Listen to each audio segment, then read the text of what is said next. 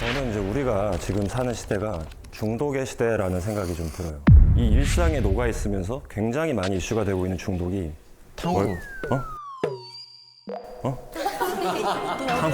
어린이들 탕후루. 탕후루. 청소년 도박 중독입니다. 한 사례를 제가 말씀을 드릴게요. 고등학교 1학년 학생이었고 아마추어 복싱 선수였고요. 전국에서 메달을 딸 정도로 유망주였습니다. 이 친구가 스마트폰 도박 중독에 빠지면서 4년 동안 5천만 원을 날리게 됩니다. 학생이요? 네. 돈이 어디서 왔어? 처음에는 용돈으로 이제 시작을 하죠. 도박에 빠지니까 친구들한테 이제 빌리기 시작을 하고 부모님 지갑에 손을 대고 심지어는 친구에게 사기를 치기도 하는 거죠. 범죄로 돈을. 자기 혹은 친구들을 범죄에 가담시키면서 이 중독에 빠져가지고 그 도박 자금을 마련하고 있는 청소년들이 계속 늘고 있다라고 하고요. 네. 그 중에는 이 부채 때문에 이 압박감을 견디지 못하고 자살을 하는 친구들도 늘고 있다고 해요. 진짜 이해가 안 되는 게 애들이 대체 어떤 루트로 도박을 접하게 되는 건가요? 친구들의 소개가 제일 많고요. 스마트폰으로 이제 요즘에 무료 영화 혹은 무료 드라마를 볼 수 있는 곳에 가면은 거기 배너 광고들이 이제 아, 맞아요. 뜨죠. 그걸 통해서 사이트에 접속을 해서 시작을 하는 경우도 꽤 많다고 합니다. 도박에 빠지는 이 나이가 여러분 몇 살 정도일 것 같아요? 처음 시작하는 나이가? 인지는 맞아. 해야 되니까 중학생. 처음 도박에 빠지는 평균 나이가 11.3세라고 하고 초등학생. 5학년이야. 평균이 4학년이에요? 상현이? 4학년. 초등학생. 시작하는 나이는 11.3세고 전체 이용하는 청소년들의 평균 나이는 17.6세라고 합니다. 청소년들이 하는 도박이 어떤 종류의 도박이에요? 네, 한번 화면을 보실게요. 오, 뭐야? 뭐지? 홀더? 아니요, 바카라. 네, 맞아요. 와. 사다리도 있네.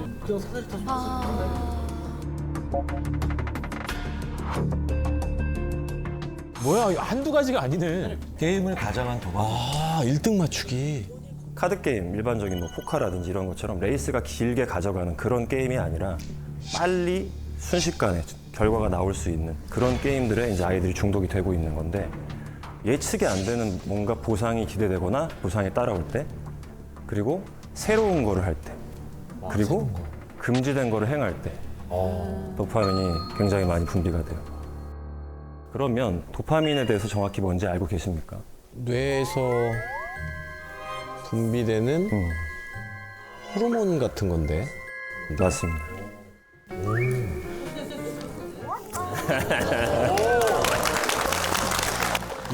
유식하다. 지금 아마 재성 씨가 이렇게 인사를 하면서 박수를 받았을 때도 도파민이 나왔을 거예요. 맞습니다. 도파민은 쾌락과 기쁨을 느끼게 해주는 신경 전달 물질이고요. 이렇게 일상의 행복감부터 아주 센 짜릿함까지 우리가 먹고 보고 듣고 하는 이 모든 오감과 관련이 있는 신경 전달 물질입니다. 혹시 여러분들 중에서 나도 도파민 중독이 아닐까 의심을 해보신 분이 계실까요? 매운맛을 좀 좋아해서 네. 매운맛을 이제 찾다 보니까 먹으면 먹을수록 점점 더 매운맛을 찾게 되는 거예요. 네. 그래서 그걸 찾아다니면서 먹다가 지금은 막 속이 쓰린데도 네. 어제도 매운 닭발 먹고 새벽에 가슴 통증이 와가지고 약을 먹고 또 찾게 그 집 어딥니까? 맛집 아니에요? 이 정도면. 개그맨 동생이 하는데요. 아, 그래요? 맛집일 확률도 좀 있어서. 네. 아니, 가끔 먹으려고요, 저는. 매운 거를 먹는 것도 굉장히 관련이 있습니다. 매운 음식에는 캡사이신이라고 하는 성분이 있는데 이게 들어가면 체내에서 서브스탄스 P라고 하는 통증과 관련된 물질이 나와요. 그래서 서브스탄스 P라는 물질이 나오면 우리 몸에서 어떤 일이 생기냐? 통증을 완화시키려고 엔돌핀이라는 애가 나오고 도파민이 나옵니다. 그래서 매운 걸 먹으면 기분이 좋아진다라는 게 매칭이 되는 거죠. 이거 중독이 있네, 맞네요. 맞아. 도파민이라니까. 네. 자, 그렇다면 어떤 분들이 중독에 잘 빠질까요? 저 옛날에 그런 책 읽었거든요. 도파민형 인간인가? 네네. 그래서 그게 뭐 도파민 수용체가 날 때부터 좀 더 많은 사람들이 있대요. 그럼 그 사람들은 이렇게 하나의 된 사람은 다른 것에도 중독될 확률이 높은 성격을 가지고 있대요. 맞습니다. 예. 중독은 유전적인 게 굉장히 커요. 정신과의 어떤 질환보다 여러분들 심각하게 생각하신 조현병, 조울증 이런 것들보다도 가족력이 더 세요. 그래서 내 조상 중에 뭐 친척 중에 중독 문제가 누가 있다. 그럼 나는 일단 조심을 해야 됩니다. 근데 문제는 이 도파민이라는 애가 내성이라는 게 있고 금단이라는 게 있어요. 내성, 쉽게 말하면 똑같은 자극이 들어왔을 때 더 이상 그만큼 반응해주지 않아요. 그리고 금단이 있어서 이게 들어오지 않는 상태에서 굉장히 불편해지거든요. 이 두 가지, 내성과 금단 때문에 결국엔 중독이 되는 거죠. 그래서 도파민 중독이라고 하는 게 아니라 왜 중독이 되는 거야? 도파민 때문에 중독이 되는 거야가 맞는 표현입니다. 그렇다면 이 도파민이 유독 많이 분비되는 순간은 언제일까요, 여러분? 도파민? 여러분들이 여행 가실 때도 우리가 티켓팅하고 호텔 알아보고 막 전날 짐 쌀 때 제일 좋잖아요. 그 설레임. 때가 제일 좋죠. 이 설레임. 연애할 때도 마찬가지죠, 여러분. 우리가 연애를 시작하고 보통 짧게는 뭐 석 달, 길게는 2년 반, 그 정도의 기간 동안의 설레임을 느낀다라고 하죠. 이게 도파민의 유효 기간입니다. 그리고 요즘에 썸의 시대라고 또 하잖아요. 젊은 분들이 썸을 많이 타는 이유도 도파민 때문에. 일반적인 도파민의 어떤 수준 자체가 많이 올라가 있기 때문에 새로운 자극으로 계속 대체하려고 하고 있기 때문이 아닐까라는 생각도 좀 들어요. 자, 불륜도 여러분 마찬가지입니다. 와. 네, 실제 불륜 목적으로 하는 채팅방이고요. 여기 나온 것처럼 기혼일 경우에는 결혼 사진이나 아기 사진 미쳤어요. 네. 애기랑 찍은 사진. 결혼 사진을 내야 인증을 해요. 아, 인증을 해야 된다고요? 왜요? 왜냐하면 너도 유부남 유부녀, 나도 유부남 유부녀야지 안전하다라는 이게 인증이죠. 돌싱 같은 경우에는 셀카와 서류, 아마 이혼 서류겠죠. 혹은 아기랑 찍은 사진이나 뭐 인증샷이 또 필요하다고 합니다. 한 사례를 제가 말씀을 드릴게요. 실제로 알코올 중독 때문에 저한테 다닌 지가 지금 한 4년, 5년 됐는데 술을 끊는 과정에서 이 불륜 오픈 채팅방에 또 빠지신 거예요. 술을 끊으니까 일상에 자극이 없거든요. 남편분이랑 관계는 너무 안정적이고 그게 분명히 행복하고 좋은 걸 알아요, 이분도. 하지만 자극적인 거를 또 찾는 거죠. 갈망하는 거죠. 오픈 채팅방을 이용을 하기 시작을 합니다. 회사에서 일을 하다가도 계속 생각이 나요. 여기 들어가서 자극적이고 성적인 얘기들을 나누면서 기혼 상태라는 거에서 온 어떤 안정감도 한편으로 인지하면서 이 채팅방에서 나오질 못하는 거죠. 그래서 일을 점점 더 못하게 됐었습니다. 그들의 채팅이 얼마나 자극적인지 한번 예를 들어보겠습니다. 자, 집밥만 먹으면 역시 질려. 뭐 집밥만 먹으면 역시 질려. 여러분 뭐 상상해 가시죠? 집밥은 부부간의 성관계를 뜻하는 말이라고 하고요. 배우자의 성관계가 뭐 지겹다 이런 뜻인 것 같고 씁쓸하지만 이런 얘기들이 쉽게 오고 가는 성적 자극이 있기 때문에 굉장히 강력한 도파민 분비가 일어나는 현장입니다. 문제는 결국에는 일상적이고 안정적인 관계에서 행복을 느끼기가 굉장히 어려워진다는 것이고 또 하나의 문제는 자기도 하면 안 된다는 걸 알고 있기 때문에 이 행위가 반복될수록 내가 나를 좋아하기가 어려워지겠죠. 자존감이 점점 내려갈 수밖에 없고 결국에는 우울해질 수밖에 없다는 거죠. 이게 더 심해지면 공황장애나 우울증이 나타나기도 합니다. 제가 우울해요라고 병원에 찾아오는 분들, 저 불안감이 너무 심해요, 공황장애 같아요라고 오시는 분들이 사실은 그 이면에 중독이 깔려 있는 분들이 굉장히 많아요. 여러분들이 혹시나 내가 진짜로 중독에 취약한 사람일 수 있을까에 대해서 구체적으로 객관적으로 검사를 해보고 싶으시면 TCI 검사라고 하는 검사를 해보시면 도움이 될 수 있어요. TCI. 기질과 성격 검사인데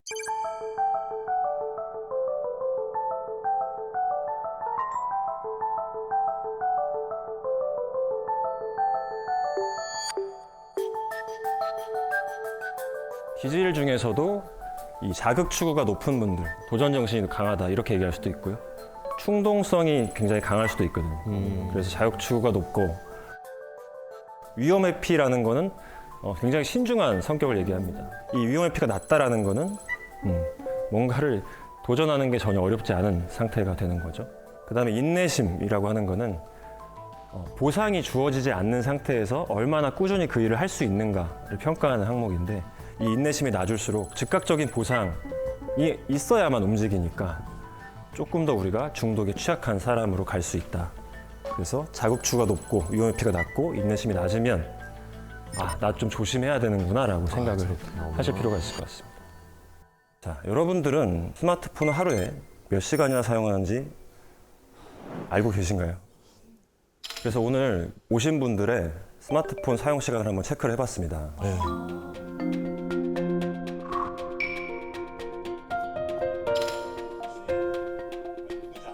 갱님 잘 들어요. 갱님, 갱일! 김갱일! 에이! 자기 영상 보느라고! 아니 갱이여가지고 교수님 여쭤봤더니 자기 아니라고 그러셔가지고 김갱일 아니 제 영상 보는 건 맞아요. 맞는데.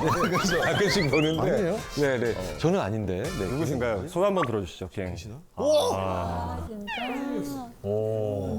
주로 어떤 거에 많이 쓰시는 것 같아요? 인스타나 유튜브나 넷플릭스 틀어놓고 뭐 다른 걸 하실 때도 틀어놓고 계신 경우들이 있으세요?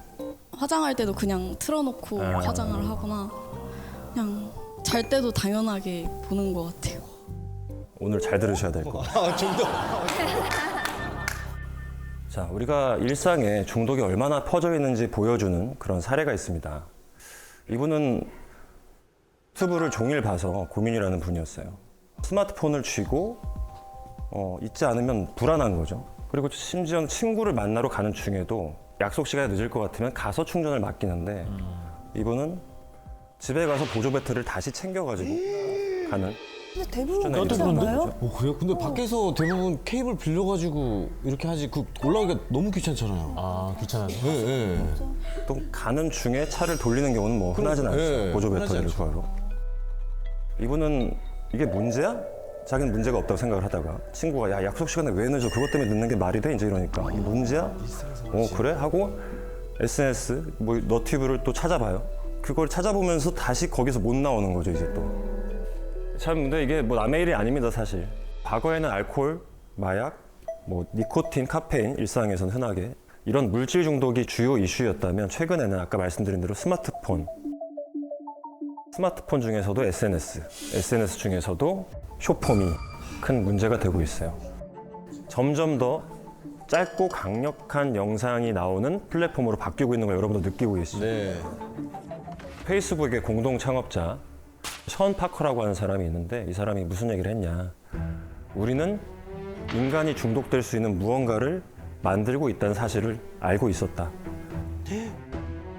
그리고 우리는 어떻게 하면 그 앱에서 사람들이 더 오래 머무르게 할지를 고민했다. 와. 이 쇼폼의 위험성이 대두되면서 쇼폼을 디지털 마약이라고 이제 부르기 시작을 했고요. 디지털 마약이란 말에 걸맞게 쇼폼의 부작용으로 언급되는 현상이 있는데 팝콘 브레인이라고 해요. 팝콘 브레인? 처음 들어봤는데. 팝콘이 열을 내면 이제 툭툭 터지잖아요. 그런 것처럼 우리 뇌가 강렬한 자극에만 반응을 한다. 쇼폼이라는 게 짧은 시간 안에 시청자의 관심을 끌어야 되기 때문에 굉장히 자극적인 내용으로 압축을 해서 내가 좋아할 것 같은 애들이 계속 붙는다는 거죠. 근데 문제는 큰 자극에만 쾌감을 느끼기 때문에 소소한 거에서 행복을 절대 잘 느끼기가 쉽지 않다라는 거. 평소에 무기력하고 공허함을 느끼고 우울하고 불안하고 집중력이 저하돼 있고 우리는 지금 그만큼 팝콘 브레인이라는 게 되기 너무 쉬운 세상에 살고 있다. 저만 해도 이 강연 준비를 하는데 얼마나 들락날락거리는지 몰라요. 아니 그리고 그런 거 있지 않습니까? 옛날에는 딱 처음 시작하면 여러분 화면 딱 로고 뜨고 음악 듣고 앞에 막 흘러가는 거 보고 근데 여러분 만약에 오프닝 건너뛰기 그거 버튼 없앤다고 생각해봐요. 답답해서 미칠 것 같고 심지어 저는 넘겨서 봐요. 아 진짜? 네, 좀 넘겨서 봐요. 너무 온다. 저 주인공이 너무 별거 아닌데 너무 운다. 그러면 살짝 울음 그칠 대로 돌려서 보고. 이런 식으로 우리 뇌를 계속 중독화시키고 있다고 생각이 드는데 제일 무서운 거는 뇌가 망가진다라는 얘기들이 나오는 거죠. 특히 뇌의 전두엽 이 앞쪽 뇌거든요. 얘네들이 손상이 되고 있다. 중독자분들의 가족들은 너 왜 이렇게 의지가 없냐라고 얘기를 많이 합니다. 근데 그 의지가 어디 있냐면 여기 있어요. 여러분의 앞쪽 뇌. 전두엽. 앞쪽 뇌는 중독이 진행될수록 계속 망가지는데 의지를 발현할 수 있는 부위가 망가진 사람한테 너 왜 이렇게 의지가 없냐라고 얘기를 하는 거는 접근 자체가 잘못된 거죠. 결국에는 뇌가 망가지면서 즉각적인 만족만을 추구하는 그런 사람으로 바뀌게 돼요. 중요한 거는 중독된 뇌에는 특징이 있어요. 우리 뇌가 안정감을 느끼는 게 알파파가 나올 때인데 이 앞쪽이 굉장히 녹색이고 일반적인 뇌는 이런 상태여야 되는데 스마트폰을 계속해서 하는 분들의 뇌가 실제로 보니까 저 앞뇌가 이제 퍼렇죠. 30, 25 이 정도까지 막 떨어져 있는 거거든요. 우리 뇌에서 안정감을 느끼게 해주는 알파파가 지금 잘 안 나오게 된다는 걸 보여주는 겁니다. 결국에는 전두엽, 저 앞뇌, 전두엽은 여러분의 충동을 조절하게 되는 애들인데 얘네들이 이제 일을 안 한다라는 거죠. 그리고 피니어스 게이지라고 하는 사람이 있었습니다. 철도 건설 현장에서 일을 하는 분이었는데 폭파 사고가 한번 터져요. 그리고 쇠꼬챙이가 날라와서 머리에 이렇게 박히죠. 사람들은 이 피니어스 게이지가 당연히 죽을 거라고 생각했는데 살았어요? 살았습니다. 오. 그리고 생명의 지장이 없었어요. 뇌가 간통했는데. 우와. 이 사람의 뇌에서 망가진 부위는 딱 전두엽이었거든요. 야, 기적이다라고 얘기를 했죠. 근데 이상한 일이 생겨요. 피니어스 게이지는 기본적으로 굉장히 근면하고 성품이 좋다라고 유명한 사람이었는데 불같이 화를 내고 참지를 못하고 본능을 억제하지 못하는 그런 사람이 된 거죠. 이 사건을 통해서 전 전두엽이 왜 중요한가가 이제 밝혀졌거든요. 젊었을 때 저 사람 참 괜찮았는데 어느 순간 나이를 먹고 나니까 뭔가 상황이 부적절한 얘기를 좀 하고 이런 경험들이 있으실 거예요. 이게 이 앞뇌가 나이를 먹음에 따라서 가장 먼저 이제 퇴화를 하기 시작을 합니다. 진짜 어머 속상하다. 그러니까 굉장히 멋있고 젠틀하고 나이스했던 사람들이 나이를 먹어가면서 자꾸 참을성이 없어지고 어머 너무 서글픈 얘기다 이거는. 왜 이렇게 노여워하세요? 아니 너무 속상한 얘기잖아요. 나이가 것 드는 같아요. 것도 안타까운데. 제가 볼 때 가장 큰 문제는 이거예요. 옛날에는 내 뇌가 망가질 쯤에서 내 몸도 같이 망가졌어요. 몸이 자꾸 살아있으니까. 아, 그러네. 수명이 늘어나고 뇌는 어쩔 수 없이 망가지니까. 근데 내 뇌를 지키는 건 우리가 습관이 안 돼 있는 거죠. 그러니까 자꾸 치매가 많아질 수밖에 없습니다. 어쨌든 여러분, 미친 듯이 뇌가 퇴화하는 일을 우리는 멈추자라는 게 취지고요. 혹시 여러분들은 일상생활에서 불안과 관련된 끊기 어려운 습관 이런 것들이 혹시 있으신가요? 저는 또 좀 깔끔해야 되는 그 강박이 있어가지고 청소기 매일 돌리고 빨래를 해야 할 것을 찾아서 굳이 뭐 기계 빨래 아니어도 손 세탁을 하던가. 게다가 또 제가 또 코가 좀 예민해서 저는 냄새, 향 때문에 진짜 친구를 잃은 적 되게 많아요. 이렇게 하루 종일 밖에 있다면은 체취가 생기잖아 또 그런 거 있지 않은데 갑자기 그 냄새 하나 때문에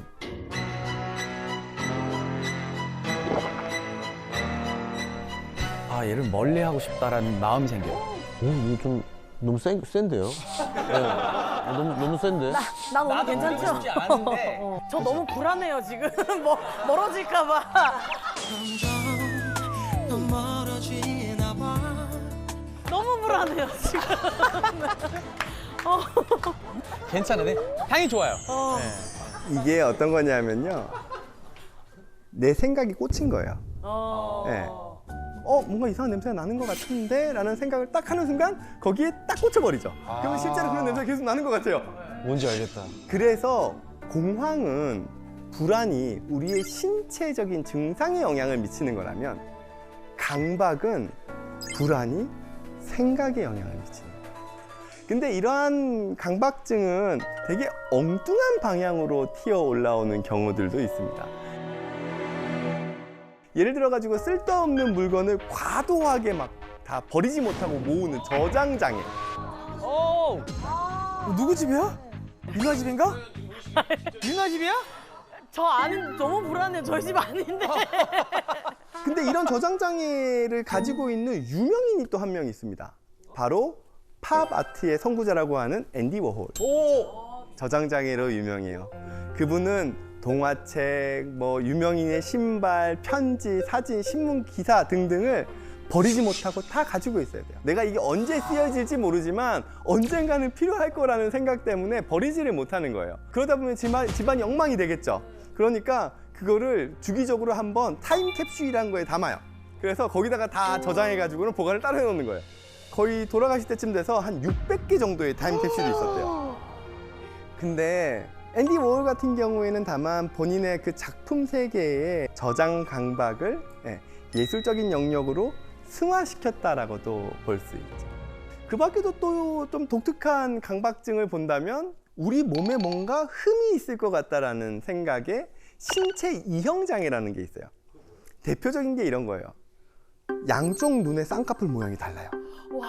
여기에 집착하는 사람도 있어요. 저 그래요. 저 오늘도 있어 아무도 모르는데 오늘 이쪽 쌍꺼풀이 살짝 아웃라인이 1mm가 뭐가 높아요. 진짜? 그래서 저는 하루 종일 오늘 나 오늘 이상하지. 이거를 주변 사람들한테 되게 많이 물어봤어요. 진짜? 저 눈 나는 이상하잖아. 예쁜데? 나 눈 예뻐. 여기 이상하지. 예뻐. 그렇죠. 근데 사실 우리의 얼굴이 좌우가 똑같을 수가 없어요. 불가능해요. 근데 이제 나한테는 그게 정말 중요하다고 꽂혀 있는 거죠. 다른 사람들은 신경 안 쓰지만. 그 밖에 또 있다면 이런 거죠. 발모장애, 그리고 피부 뜯기 장애. 이 눈썹이나 머리를 계속 뜯는 거고, 얼굴에 있는 조그만 상처가 있으면 그 가피라 그러죠. 그 딱지를 계속 뜯는 거예요. 저만 하더라도 지금 제가 보면은 여기 이렇게 보면은 살이 약간 이렇게 피부가 조금 튀어나와 있거든요. 저도 그래요. 손도 물어 뜯으시는구나. 나는 이게 여기에 튀어나온 거 없이 매끈했으면 좋겠는 거예요. 이게 내 삶에 그렇게 중요하지 않아요. 제가 지금 여기에 뭐가 튀어 있다 그래가지고 지금 여기서 방송하는데 아무런 지장이 없어요. 아니 선생님도 그러신다고 하니까 너무 반갑네요. 나만 그런 게 아니구나 싶어서. 영화 어벤져스에서 아이언맨 토니 스타크의 실제 모델이라고 알려져 있죠. 억만장자이자 미국 항공산업의 개척자라고 알려진 영화 제작자 하워드 휴즈. 엄청 잘생겼죠. 멋있는데요? 배우 같은. 엄청 잘생겼죠. 멋있다. 조각 같은 외모에 키는 193cm고요. 물려받은 재산이 이미 어마무시해요. 거기다가 영화, 항공, 호텔 등 하는 사람마다 다 잘 돼서 20대 때 이미 억만장자의 기업에 들어섰죠. 근데 이분은 어마무시하게 심한 결벽증을 가지고 계셨어요. 악수를 하면 그 악수한 손을 정말 상처가 날 정도로 빡빡 닦아야 돼요. 그리고 화장실에 가서 손을 씻고 이제 밖에 나가야 돼요. 티슈나 수건이 없어요. 그러면은 그 누군가가 화장실에 들어올 때까지 기다려야 돼요. 말년에는 정말 물건을 손으로 못 집어서 티슈를 정말 끼고 살았다고 할 정도예요. 그리고 이분이 3번가량의 큰 비행기 사고를 당했고요. 한 번은 정말 몸의 한 3분의 2 정도의 화상을 입어요. 그러다 보니까 피부 감각 자체가 다른 사람들보다 훨씬 더 민감해져 버렸죠. 거기다가 오염에 대한 강박도 같이 있다 보니까 말년에는 거의 나체로 생활을 했다라고 알려져 있어요. 이유가 있었구나. 돌아가실 때는 이제 결벽증과 그 어떻게 보면 신체 통증 이런 것들이 심해지면서 마약성 진통제 중독이 심한 상태로 사회적으로 정말 고립된 채로 세상을 떠나게 됩니다. 정말 억만장자 중에서 강박증이 있었다면 이번에는 진짜 천재 중에서 강박증 환자분이 있으세요. 아인슈타인 박사와 정말 막역한 관계로 알려진 천재 논리학자이자 수학자인 쿠르트 괴델이라는 독일계 논리학자인데요. 이분은 본인이 젊었을 때 가까운 친구인 철학자가 대학에서 수업을 하러 가는 도중에 제자가 쏜 총에 맞아서 죽게 돼요. 그 이후에 이 괴델 역시도 나도 누군가의 암살에 의해 죽을지도 몰라라는 공포를 가지게 되죠. 어느 순간부터는 다른 사람들이 만든 음식에는 독이 들어가 있을 거라는 피해망상 때문에 아내가 만든 음식만 먹게 돼요. 근데 이 아내분이 큰 병에 걸리셔서 입원을 하게 되면서 아무런 음식을 먹지 않아요. 병원에 강제 입원을 한 상황에서도 음식을 다 거부하면서 결국에는 아사하시게 되고요. 돌아가실 시점에는 168cm에 몸무게는 29kg밖에 안 됐다라고 하죠. 그게 가능해요? 168에 29kg가? 그렇죠. 강박증은 독특하게 정말 증상이 말도 못하게 심해지면 이런 망상 수준까지 가기도 합니다. 그거를 판단할 때 제일 중요한 거는 나의 판단력이 얼마만큼 주변 사람들과 소통될 수 있는 수준으로 유지되느냐. 내가 그래도 사회생활하면서 사람들과 계속 소통을 하고 있는 와중에는 내가 다소 강박 증상이 있고 뭔가 피해적인 사고를 가지고 있다 하더라도 주변에서 거기에 대한 끊임없는 피드백을 줍니다. 아, 그렇게까지 생각 안 해도 돼. 그래도 괜찮아. 그래도 내가 좀 도와줄게. 근데 내가 어느 순간 딱 사회적으로 단절하고 어딘가로 고립돼 버리는 순간 균형 맞춰진 피드백이 사라져 버려요. 그러면 나의 강박 증상은 진짜 끝도 없이 극단적으로 가버려요. 지금 무슨 얘기냐 하면 아까 전에 하워드 휴즈도 마찬가지고 괴델 역시도 말년에는 증상이 아주 많이 악화됐죠. 그 이유 중에 가장 큰 이유는 사회적으로 고립되어져 버렸기 때문이에요. 그렇기 때문에 중요한 것이 우리가 끊임없이 주변 사람들하고 소통하면서 나의 생각의 정도의 튜닝이라 그러죠. 조율을 잘해 나가는 것. 그런 것과 또 전문가적인 치료가 같이 병행된다 그러면 충분히 극복할 수 있겠죠. 강박증 치료는 그래도 비교적 희망적인 것이 우리의 마음의 여유나 자꾸 끼어드는 그런 생각들을 좀 줄이기 위한 약물들이 그래도 좀 효과는 있는 편이에요. 그래도 오늘은 여기가 진료실이 아니니까요. 제가 또 약물이 아닌 팁을 좀 드린다면 우리가 일부러라도 내가 불편해하는 그 강박적인 생각에 노출돼 보려고 노력하는 것들이 일정 부분 필요합니다. 왜냐하면 우리가 가지고 있는 강박에 대한 증상은요, 내 삶을 그렇게 망가뜨리지 않아요. 즉, 내 손에 뭐가 묻어 있는 것 같아요. 오염되어 있는 것 같아요. 이거 나 씻어야겠어요. 이런 오염에 대한 강박이 있으신 분에게 잠깐 이렇게 땅바닥에 손을 좀 대보시고 있을까요? 라고 하면 근데 이렇게 되고 있는다 그래가지고 여기서부터 갑자기 막 손이 보라색으로 바뀌면서 막 썩어 들어가나요? 아니요. 아니죠. 결국 중요한 건 노출요법이라는 거는 내가 정말 이거 안 될 것 같은데 하는 거를 막상 경험했을 때 괜찮네? 별일이 안 생기네? 하고 그러려니 하고 받아들일 수 있게 하는 게 치료에서의 일정 부분 방향이라고 할 수 있죠. 근데 중요한 건 이런 거 있어요. 이 노출요법이라는 거는 기본적으로 약물 치료나 이런 것들을 통해서 나의 강박적인 증상의 강도를 일정 부분 낮추고 난 다음에 단계적으로 전문가를 통해서 접근해 나가시는 게 중요하다고 할 수 있어요. 그 다음 말씀드리고 싶은 불안과 관련된 주제는 공포증이에요. 혹시 여러분들은 특정 영역에 대한 공포증을 가지신 분이 계신가요? 저 있어요. 저는 조류에 대해서의 공포가 되게 커요. 비둘기가 세상에서 제일 무섭고 닭 무섭고 너무너무 무서워요. 그런 것과 관련된 불편한 경험을 하신 적이 예전에 있나요? 제가 예전에 그 대학로에서 공연을 할 때 마로니 공원에서 핫도그를 이렇게 들고 있었는데 거기 비둘기 떼가 막 이렇게 있었거든요. 근데 이렇게 쳐다보는데 한 마리가 확 날아서 이 핫도그 쪽으로 탁 낚아챘는데 그 날개가 저렇게 스쳤어요. 근데 이런 거 있잖아요. 방금 말씀하실 때 저런 거에 저런다고? 이런 반응 아니었죠? 비둘기는 진짜 무서워요. 다 공감하잖아요, 지금. 네, 비둘기 무서워. 지금 이거는 일정 부분 그 공포증이 사회적으로 이해 가능한 영역. 이거는 시대별로 달라요. 선생님, 저는 제 이야기는 아니고 제가 아는 친구, 되게 친한 동생 이야기인데 되게 싼 차를, 중고차를 한 대 구입을 했어요. 몇십만 원짜리였을 거예요. 소형차. 정말 키로수 오래된 거. 그러고 돌아오는 길에 강변북로를 이렇게 타는데 뒤에 있는 동생이 이제 우리 차 앞으로 저기 같이 지나가는 거는 뭐야? 짐승이야? 그러고 봤는데 바퀴가 빠져가지고 이렇게 차랑 같이 가고 있는 거예요. 내 차에서 빠진 거예요? 네, 그 차에서 바퀴인데 형 뒷바퀴가 없어. 뒷바퀴가 저희가 지금은 이제 웃을 수 있죠. 아직 살아있습니다. 둘 다 살아있고 지금 너무 즐겁게 살고 있는데 그 후로 운전자 친구는 괜찮았어요. 근데 뒤에 앉았던 그 친구가 차를 못 타게 됐습니다. 다른 건 탈 수 있어요. 지하철이나 예, 버스. 예, 기차밖에 못 타요. 비행기도 좀 무서워가지고 될 수 있으면 안 타는 편이고. 저도 그건 있어요. 비행기 타는 건 좀 두려움이 있어가지고 옛날에는 없었어요. 어느 순간부터 타는 순간부터 이제는 내가 비행기에서 죽을 수 있다는 게 확률이 지금 높아지는 느낌이 나더라고요. 저도 정확하게 있는 게 비행기를 타다가 한번 비행기에 불이 나서 회항한 적이 있어요. 나 알고 싶지 않아. 정말 공감을 합니다. 근데 이 공포증에는 내가 정말 공포스러울 만한 어떤 내가 경험한 사건이 있을 수 있어요. 그렇다 그러면 이 공포증은 외상후 스트레스 장애의 영역에 들어갈 수 있습니다. 근데 딱히 내가 이것 때문에 불편했던 적도 별로 없어요. 근데 그냥 무서워요. 이런 영역을 저희가 조금은 더 통상적인 공포증이라는 진단을 좀 내리기는 합니다.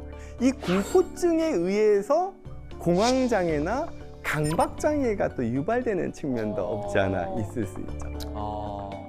그 밖에 또 정말 말도 못하게 많은 공포증의 유형들이 있습니다. 홍윤아 씨께서 말씀하셨던 비둘기도 있지만 그 밖에도 뭐 다양한 동물들이 있을 수 있겠죠. 뱀이나 개나 조류나 벌레나 정말 많은 것들이 있을 수 있어요. 인도에서는 바퀴벌레 때문에 한 부부가 이혼한 사례도 있습니다. 왜요? 아내가 바퀴벌레와 관련된 공포증이 있었던 거예요.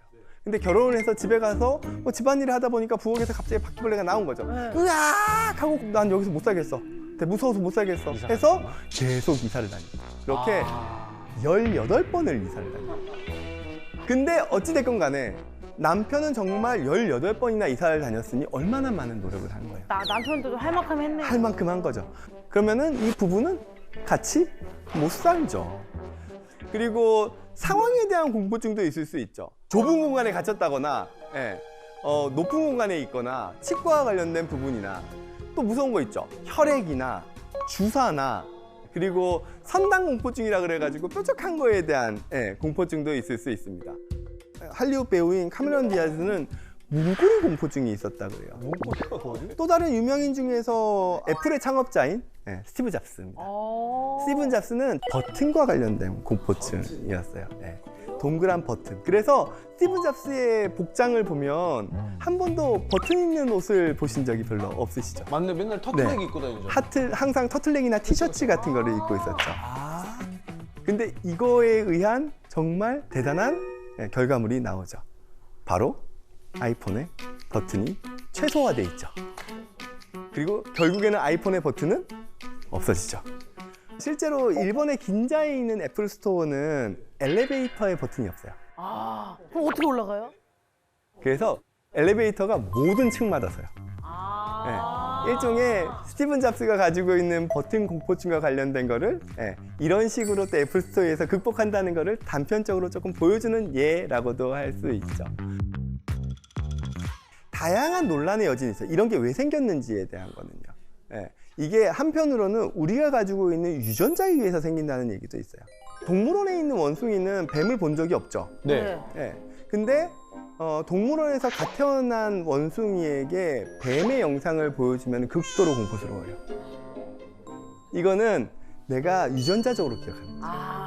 얘가 나의 포식자라는 거. 얘가 나한테 위험을 줄 수 있다는 거. 그래서 공포증이라는 게 순수하게 원인이 있는 공포증, 우리가 심리적으로 원인이 있는 공포증도 있을 수 있지만 그냥 원인을 알 수 없는 공포증도 있어요. 근데 여기서 중요한 건 이거예요. 제가 만약에 신발과 관련된 공포증이 있어요. 그럼 저는 일상생활 못 하겠죠. 그렇죠. 고소공포증은 내가 그 고소공포증을 피하면 돼요. 일상생활 하는데 지장 없어요. 그렇게 우리가 일상생활에 지장이 없을 정도의 공포증이라면 그거는 우리에게 병이라고 생각 안 해요. 그래서 제가 방금 말씀드렸던 영역에서 아까 전에 강박장애, 공황장애는 장애라는 병을 붙였죠. 하지만 제가 공포장애라고 표현하진 않았죠. 증상. 공포증은 그냥 증상이에요. 그게 우리 일상생활에 지장이 없다 그러면 치료 굳이 필요 없어요. 하지만 내가 일상생활에 정말 지장이 있는 공포증이라면 그거는 치료를 받으시는 게 나의 삶을 위해서 도움이 되실 수 있겠죠.